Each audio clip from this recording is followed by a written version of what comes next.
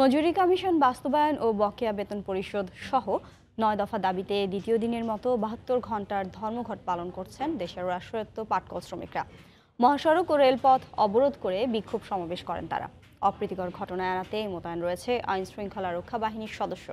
Bureau প্রতিবেদক ও জেলা প্রতিনিধিদের পাঠানো তথ্য ও ছবি নিয়ে রিপোর্ট।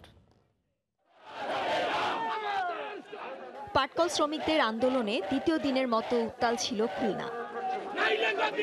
বুধবার সকালে ঢাকা খুলনা মহাসড়ক ও রেলপথ অবরোধ করে বিক্ষোভ করেন শ্রমিকরা। ৯ দফা দাবিতে স্লোগান দেন তারা।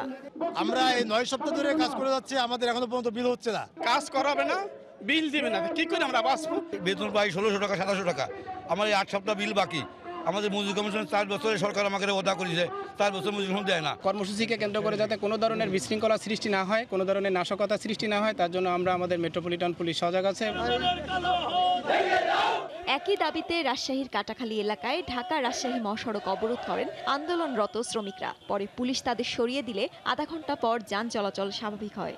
আমরা পড়াশোনার লোক ৭০০-৮০০ টাকা বিল পাই, কিভাবে আমাদের সংসার চলে? মজুরি কমিশন বাস্তবায়নের জন্য আমরা রাস্তায় নেমেছি এবং আমাদের ৯ সপ্তাহ মজুরি হয়নি, ৩ মাসের স্যালারি হয়নি। কঠোর থেকে কঠোরতম আন্দোলনের সিদ্ধান্ত নেওয়া হবে, যাতে আমরা এই আন্দোলন করে আমাদের ন্যায্য দাবি যাতে আদায় করতে পারি। সিরাজগঞ্জেও কাজ বন্ধ রেখে মিলের ভেতরেই সমাবেশ করেন পাটকল শ্রমিকরা। বকেয়া বেতন পরিশোধ সহ ৯ দফা দাবি বাস্তবায়নে সরকারের প্রতি আহ্বান জানান তারা। ইসমাত জাহান, সময় সংবাদ।